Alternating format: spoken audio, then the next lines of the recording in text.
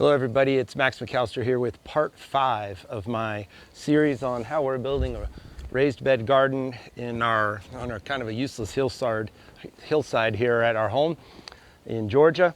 And now I'm to talk about irrigation, how we're getting water out there, because we don't want to be slaves to the garden every day with trying to get water out to 16 raised beds. And so I'm plumbing water out to it. And I'm going to have an irrigation system that's basically automated as much as we can make it. So what I've done is we have a spigot over here on the corner of the house near the hot tub. Now, I'm not going to have this permanently pressurized. It'll just be for spring, summer, and fall use while we're gardening. So we've just buried our 3/4 inch CPVC line. I'm not concerned in Georgia about burying it to 18 inches so it doesn't freeze, because I'm not leaving it pressurized all winter. Secondarily, I'm just gonna have a second bib here with a soft rubber hose connection to it that will feed it, so I can disconnect it or anytime I want all together, and we'll let it drain. And I'll show you when we get to the system how I've got it set up to actually completely drain itself.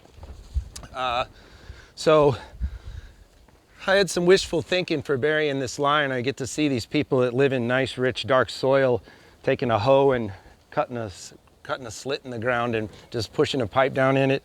That's not happening in Georgia with hard Georgia clay and rocky soil. I mean, this is, hard soil. So I have to pick at it like I'm a miner. But so I've got my water line coming over to our garden here. And let me show you how we're irrigating it. So we opted to go with a soaker hose system. Oh, by the way, check out my finials here. Thought they were a nice touch. Found those at Home Depot. I like details. I'm a detail guy. So in case you haven't noticed. But so what I did is I've already got the whole plumbing done on the deck. I'm just getting ready to finish burying that line and then tie it in, and we should have water flow here before the sun sets today. So I opted for soaker hose instead of drip hose for a couple of reasons. One is, I don't know where our plants are going to be. We don't have a giant row bed garden that's on the ground, and that seems to be more suitable to the drip hose with staggered bleed ports in it. This one will just generally weep all over the bed. I guess long runs of soaker hose are not as efficient, but in this case I've only got very short runs. They're 8 feet runs and times 3 per 2 beds, so it's not a significant amount. And then what we've done is we bought these battery powered timers. We'll do a little video on those on another day that'll automate this.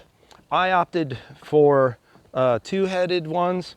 They have them, 1-headed, 2-headed, and 4-headed, depending on where you buy them.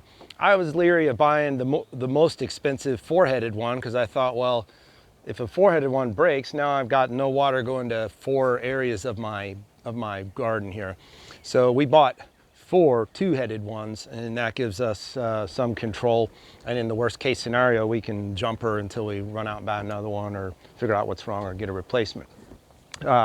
So underneath here, if you kind of bend down a little, you'll see I've strung CPVC everywhere, water pipe. This will have, very low pressure. It'll have, coming out to it.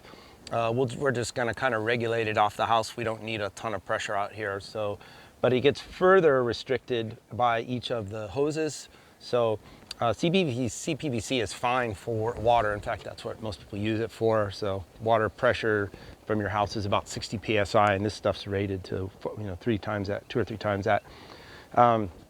So I've got spigots down for each of our bonus boxes as well. We are on a slope here, so I built this with the lay of the land. And so when it comes time to draining it, down at the ends of the deck, I've got ball valves here that in the winter, I'll just open these ball valves and these sides will drain. Now, if you look over my fence here, If you look out here and over the edge, those are the two very bottom drains. So those are the very lowest point. All we do is I'll crack those in the fall and let the entire system drain. So you got to look for the low points and make sure you have a drain there so that water doesn't sit there. So the CPVC, we just stepped down along the stairwell, ran the drains out, and then ran over and piped up to the center of each bay.